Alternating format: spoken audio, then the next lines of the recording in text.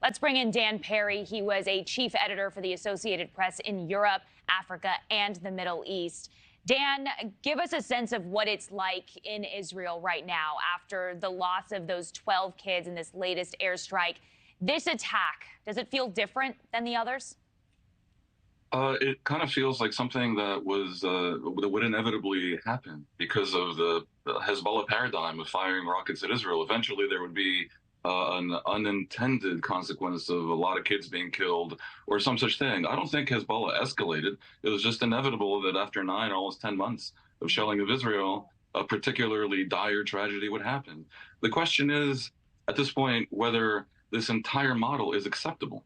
And I think for Israelis, they're weighing two competing narratives. One is that they understand that a more significant war against Hezbollah could involve more significant rocket fire against Israel, including against a huge population center of Tel Aviv. I understand that myself. I am in Tel Aviv, and I don't particularly want Hezbollah rockets aimed at my house. On the other hand, it clearly is completely unacceptable. And the sort of international discourse that we also lamentably see in the mainstream press about a tit for tat war of attrition and tribes squabbling is basically false. Israel is facing a complete and total outrage, where because of its complicated conflict with the Palestinians and Hamas in Gaza, it is facing a second front, not opening a second front. It was opened already against Israel. And the question is whether there is some optimal way to deal with it without, A, being unfair to the state of Lebanon, which is a failed state that can't control Hezbollah and itself probably has nothing to be punished for because they're hapless, and B, without triggering a major regional conflagration, which is in no one's interest. But the situation with Hezbollah firing at Israel daily, A, inevitably was going to lead to tragedy, and B, is just completely unacceptable as an element of the world order. You touched on this a bit, but Benjamin Netanyahu has said that the retaliation for the attack would be harsh. Do most Israelis support retaliation, or do the concerns of a wider war outweigh the urge to seek vengeance? They're split on how and whether the retaliation should be severe enough to risk the kind of regional conflagration and indeed attacks on the center of Israel that I mentioned myself.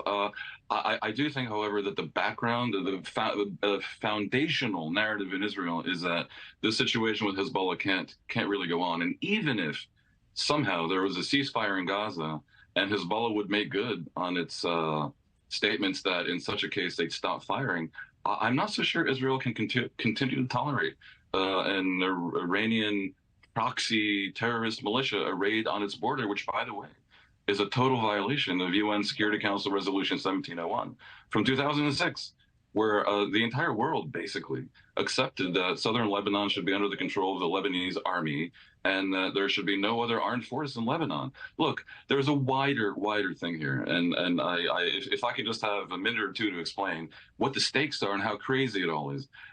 Iran has surrounded Israel with proxy militias that are basically terrorists, first and foremost, against the people they occupy.